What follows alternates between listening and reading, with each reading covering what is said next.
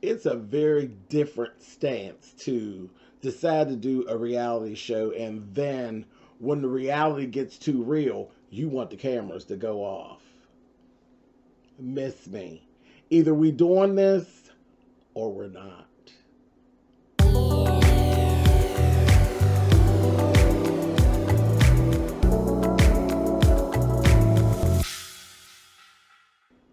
Hey guys, thanks so much for clicking on the video. This is my review for Real Housewives of Potomac. This is season 5, episode 8. And like I said, when you start doing a reality show, you know what it's all about. There's no such thing as the reality actually getting too real. And then you want the cameras to stop. Either you're doing the show or you're not. Sit down, Michael. Sit down. Anyway. So, we see Candace and Chris. And Candace is actually remixing her song that she actually sang at her wedding to Chris. And she's doing it in a go-go version, which it was really good. It was really good. I love the music. I love the beat that they produced for her. She needed to perk up. You know, because I know it was a love song originally, but that track, she has to perk up, or they're going to either have to speed her vocals to make it really pop.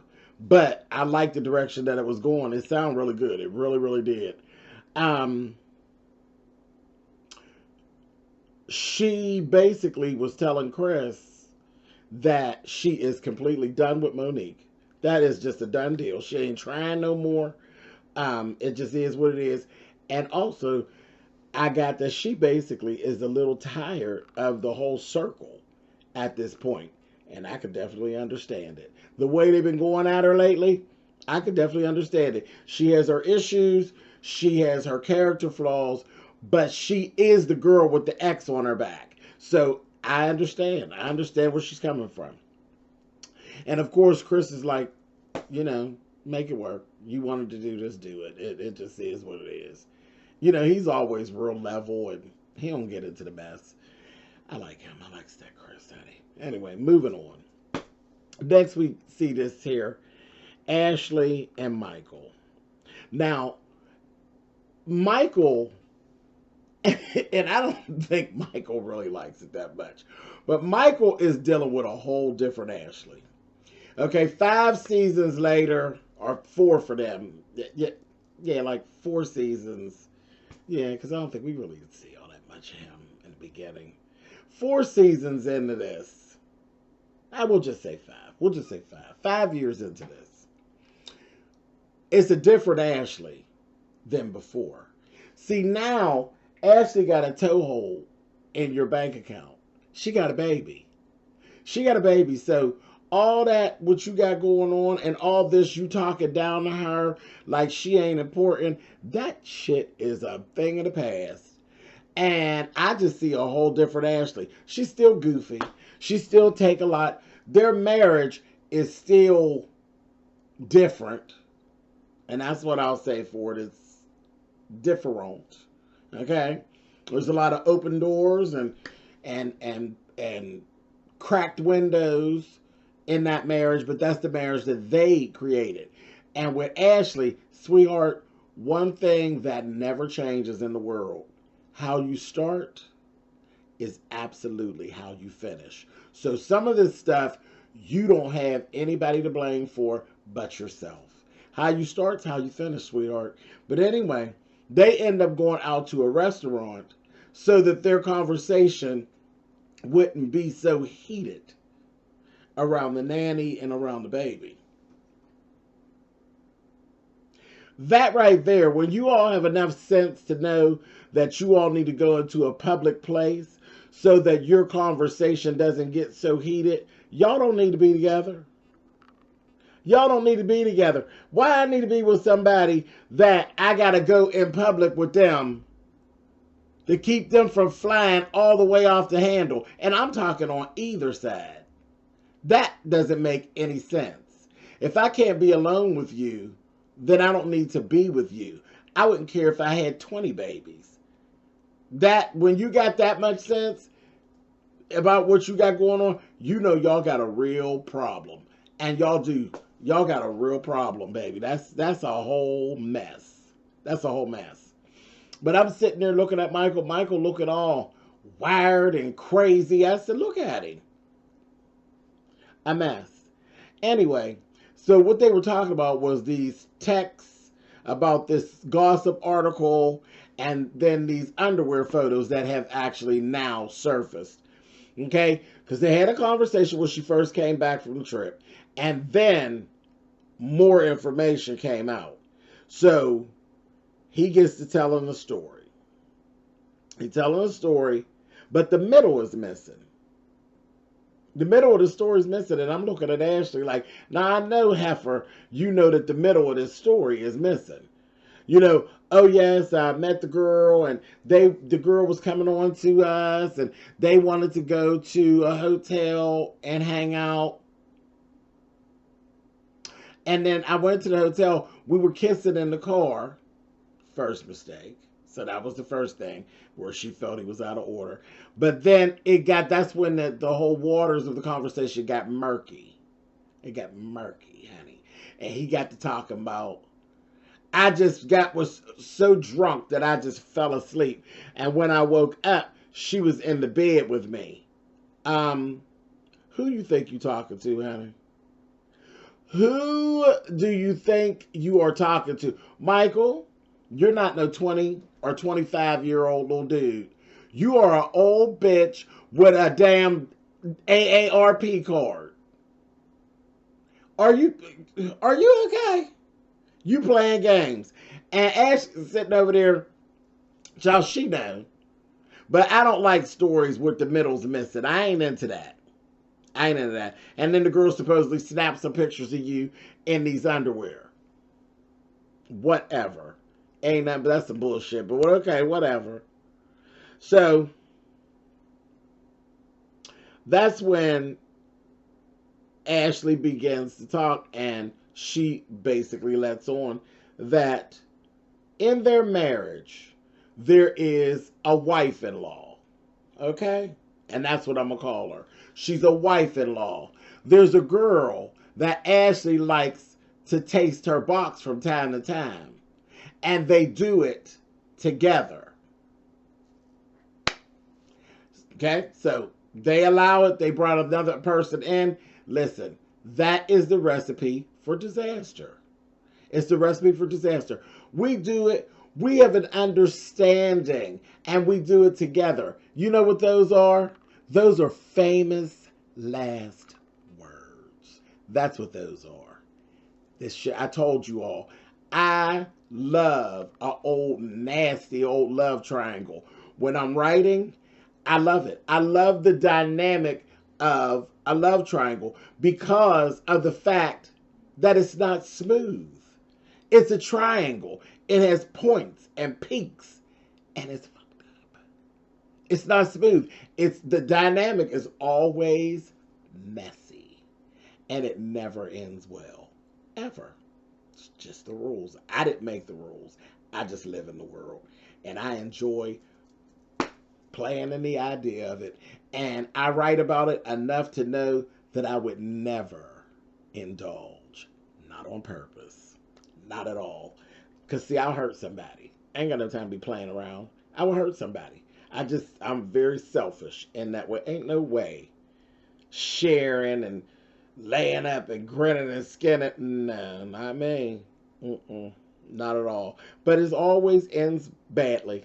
Always ends badly. But anyway, so they open that up. Then at this point, Michael goes left and the producers end up coming in. He's sitting there talking with the producer. He wants to cut the filming.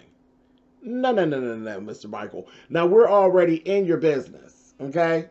We're in your business here on Real Housewives of Potomac. So just shut up and get to talking. And then everybody else is in your business. TMZ and whoever else finds you interesting. It's all out there because you a messy bitch, Michael. So, like I said, once you decide to be on reality TV, ain't no pullback and say, oh, it done got too real. Bah, wrong answer. Shut up and get to talking. Anyway, I'm looking at Ashley sitting there. She was so over it. She was so over it because, see, he wanted to stop the film when she basically asked him, do I need to leave your ass? It had got too real because she's not afraid to leave you anymore. You can't hold leaving her over her head anymore because even if you leave, she's already won. She stayed the length of time that she needed to stay with the prenup, and she has a baby. So, toehold in, checkmate. You can get, do I need to leave you? See, because at this point, that little comment made you look weak in your eyes, I'm sure. And it made you feel like a fool. Yet, all these years that we've been with this show, it's never been a problem for you to leave her looking like a fool in our eyes. And you've done it many times. Over and over and over. Always some type of indiscretion done by Michael. Every season. You grabbing butts. You saying raggedy shit. You wanting to suck off other husbands. The cat. Girl, Miss Michael, you really do the most. You do the most.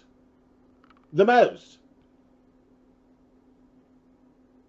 And your proclivity to boys always keeps coming up, and it make her look crazy. And then she was really bothered by it because there's something to it. When she said, they said that you were bragging about having a boyfriend and a wife. Did you say that? Is there something I should know? Is something going on?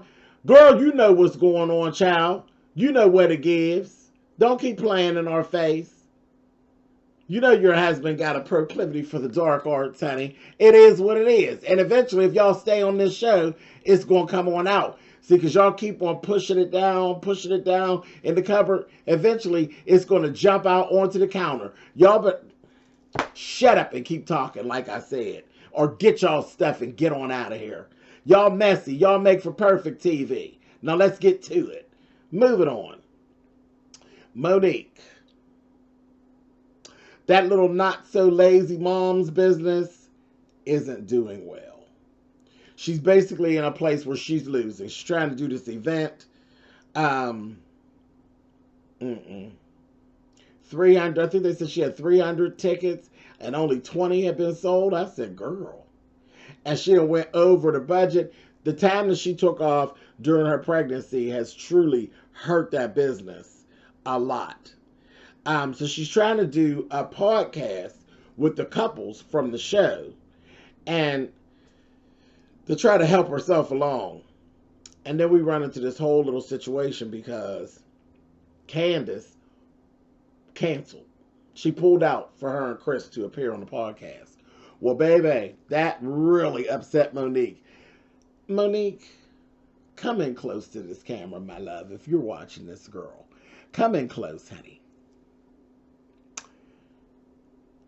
Why would you even think that she would do your podcast to help you with your business after the behaviors that you distributed at that house? Your last thing that you did when she left that house was to dismiss her without even saying anything to her. You laid there and pretend like you was asleep because you ain't want to be bothered. Yet you want her to do something for your business to profit. She ain't getting paid. You want her to throw in some free for you for not so lazy moms. And you just, I mean, girl, you tripping. You tripping. I don't know why you were so shocked. But whatever. And at least she called you. She didn't just leave you sitting there waiting on her. She called you and let you know, bitch, I ain't coming. Anyway, girl, get over yourself. Get over yourself. You playing games. Moving on. Giselle and Robyn, they out shopping and carrying on. And listen, Giselle is actually doing a really good job holding the marriage proposal situation secret from Robyn. It's funny to me with this whole thing with Juan. Then we end up seeing Robyn went to see her parents, oof, that was eye-opening. Her mother was all on board about your marriage and all of that, and this buying a new house. The dad didn't seem so on board for me. What y'all think? Daddy was like, maybe, maybe not. Don't repeat the past mistakes. So he seems to think if it ain't broke, don't fix it, just relax and let it go. And the mama's like, yeah, get married. I just thought that was kind of funny. Y'all tell me what y'all think down in the comments. Anyway, Robyn, with her messy ass, allegedly sent the article to Ashley about Michael, talking about it. She did it by mistake in the midst of sending it to Charisse and other people. She was gossiping like heavy, like high time gossiping, and she was sending the stuff to Charisse and whoever else, and slipped up, and she's the one who actually sent the texts to the text of the article initially to Ashley. I said, about the pictures and all that stuff. I said, oh God. So surely she'll have her day in court trying to explain that. Anyway, let's talk about Wendy and her husband. So Wendy, they took that youngest child to karate. Thank goodness. Because what we've seen in this little boy got a proclivity for whooping ass. He liked to fight. And he don't listen. So, good job.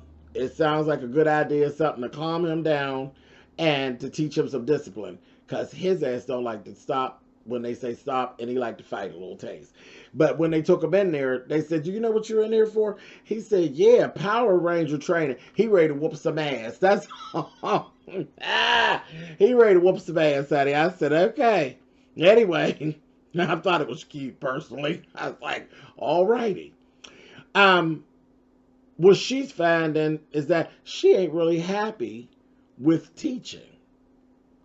Now listen, she's like brilliant, and she has all these degrees, and she's very well spoken, talented woman. Okay, from what I'm seeing, this season here, 8 episodes in, she got it going on. She do. I ain't crazy about her. She ain't my cup of tea. I think she's very arrogant and she's a bit much. But as far as getting a job and making it happen and making the thing pop, Miss Wendy got it going on, okay? So I said, well, what's the problem? If you don't like teaching, sis, go on and do something else, which I can't imagine. Teaching is like, love that. But anyway, and she teaches adults, so that's different. That's a whole different situation. Teaching adults versus teaching children, it is definitely a different. Both are rewarding, but I think it's more reward. Well, for me, whenever I've been in a classroom setting with children and I was teaching, it was more rewarding than when I'm in a classroom setting and teaching adults. And because adults, children will try to challenge you as well, but you already know they don't know what the hell they talking about. So it's rewarding to bring them over to where they trust the information that you're giving, and you watch them learn and blossom, and that's rewarding. Adults, that's like, it ain't no different than going to work, being like whenever I worked as customer service, where I got to bring you on board, let you know that I really do know what the hell I'm talking about, win you over, and then give you the knowledge that I have. Child, that's a lot of work. That's a lot of work, and at the end of it, they may be appreciative, and they may not. Adults are a mess. So, yeah. Anyway, there I go on my soapbox. But bam, and I'm back. Anyway, so she's not so happy with teaching, but she doesn't want to disappoint her mother, because this whole teaching thing, that's her mother's dream. Child, listen, I understand that. I got that whole thing too. But listen, you go through a life of doing what it is your mother wants you to do, you'll be one miserable somebody, honey. Get on up and go do whatever it is that you want to do, and let your mother live with it. It just is what it is, because sometimes you just can't never make them happy. Isn't that right, mommy? It just is what it is. Sometimes you have those parents, like I do, who have a vision of what it is they want you to do, um, career wise, life wise. They have it in their mind with their controlling ass selves what they vision you doing, and I don't give a damn what you do or how good you do it. You will never satisfy them until you do that thing they want. And that's a miserable life. Ain't nobody got time for that shit. So I just say, girl, go ahead. Mommy will have to get over it. But no, we done seen her mother. Her mother, I think her mother's even a little more controlling than mine, honey. Her mother, you know how the mother don't fool with the other one's family and all that stuff, with her husband's family and stuff. Like, she's real deep with her controlling behavior. So I don't know. But that's her whole little thing that she's actually going through. So that's going to be interesting to watch her decide, because I guess it's interesting for me because I kind of been through a little bit of that. So it's real intricate and touchy. So that would be interesting for me to watch. So I'm watching it, Wendy. I'm watching, gal. Anyway, let's talk about this Monique and Chris. When Monique went to talk to her Chris and tell him about the investments and all of that into her business and how it ain't working out, now he's being more realistic than her. And he's real curt, just like his mother. And he's like, if it ain't working, this need to go. You need to stop. And she's like, I ain't gonna stop. It's my baby. This, that, any other. I said, girl. And this is like one of the few times, I don't like the way he talk. I don't like the way he be acting. He weird to me. But for this situation, I was definitely on board with what Chris was talking about. Girl, child, just pouring money into this garbage for what? If it ain't working, it ain't working. Leave it alone. So, and all that money, I mean, she's way off. Like, she's really, really on the losing. She's real in the red. Like, girl, please. Any time you got 300 tickets and you got 20 tickets sold, girl, you're not having an event, honey. You ain't having an event. What you're having is people that just happen to walk in the building. You ain't having no event. I don't know. I agree with Chris. She might need to leave that alone. Anyway, or revamp. I'd say leave it alone. If you revamp it, you're going to spend some more money. I don't know about that. You might have to let that go. Anyway, moving on. She talked about this whole thing of how angry she was with Candace withdrawing from doing the podcast. And he basically kind of blew her off a little bit and told her, you know what? I hope y'all can work it out because I really like Chris and Candace. Period. Then she did something that made me want to choke her tongue out. Did you all see when she picked that great big old gigantic baby she got up out of that damn stroller by his arms?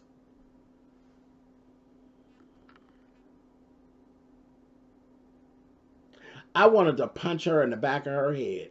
First of all, we know that he was a big baby. Like, from the door at birth, he was big. Wasn't he over 9 pounds or some shit? He's a big baby. He really is big. I seen her hoist him up by his arm. Where'd you learn that crap at?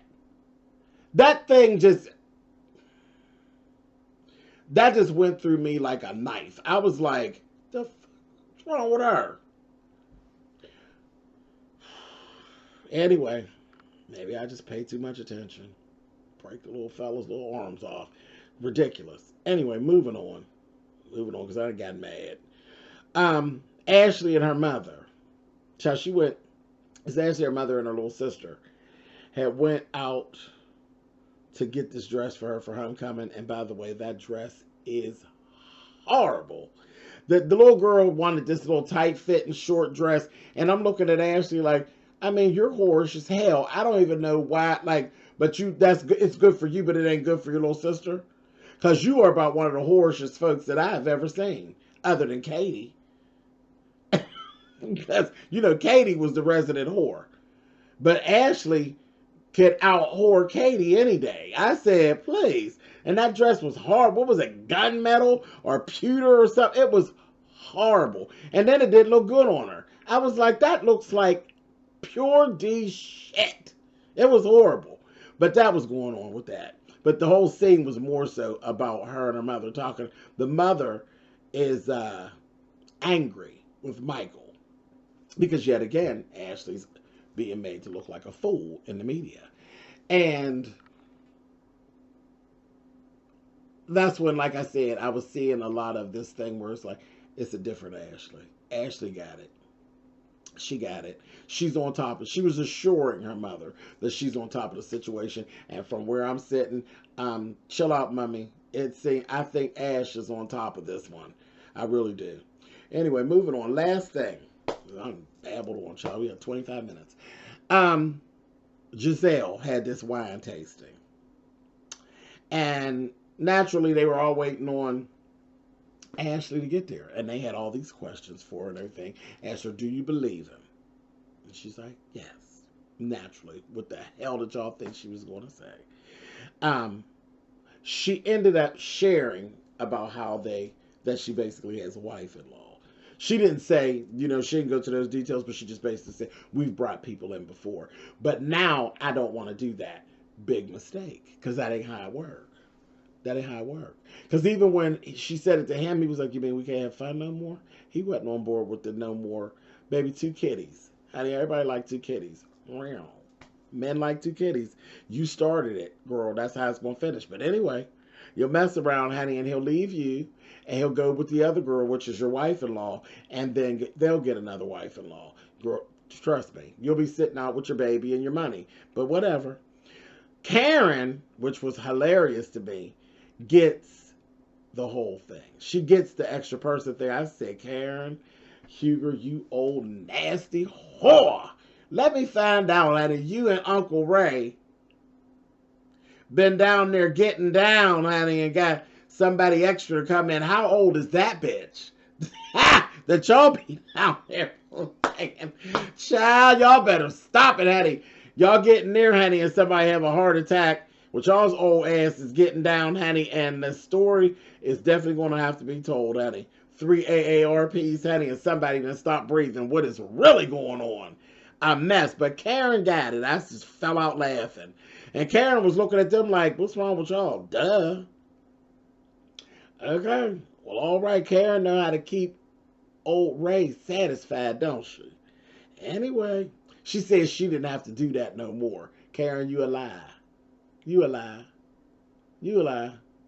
How you start to how you finish, Karen, even when you old. If you old, a young freak, you old freak. Anyway, moving on. Then we ended up having, finally, this showdown. Candace and Monique. Monique started going at Candace. Candace was like, then got drunk, because it was a wine tasting. And she was like, girl, whatever. Whatever. And she's like, she's trying to get her and saying you're unprofessional about not doing the podcast and all that. She's like, girl, why do I want to do the podcast? I ain't doing you. Like, to hell with you, to hell with your podcast. And listen, I was here for Candace. Candace had me squalling because she was being unbothered. She had her little glass. She kept picking up the knife and tapping the glass and saying, listen. They were like, no knives for you, honey. She's spinning around, and she basically was clowning Monique. Monique was so angry because I've said this before since the season started. She's mad at goddamn Chris, and she's taking it out on Candace. So she was already angry because Chris had done told her to shut the hell up and cancel that old dried up ass business. So she already was pissed. And child, Candace was twirling and saying, yeah, girl, well, whatever. Oh, well, girl, why are you so angry? She was being very condescending. And Monique just kept getting more and more angry. And the last thing we see, honey, she was saying, girl, well, what are you going to do? You're going to drag me now, girl? She'll say, do you want to get dragged? I'll drag. Girl, you're going to drag me. And she's laughing at her, making a joke out of her. Then Monique was smacking Candace's hair. And she was like, girl, stop it. Oh, you're going to drag me. Honey, that Monique kept getting madder and madder and madder. And the next thing I know, Monique had a handful of hair. I said, Now, you know they love to give you that old to be continued. Baby, that Monique, Candace is better than me because there would have been no film footage. She had a wine glass in her hand. And I'm just going to leave that right there. Spillitboy TV out.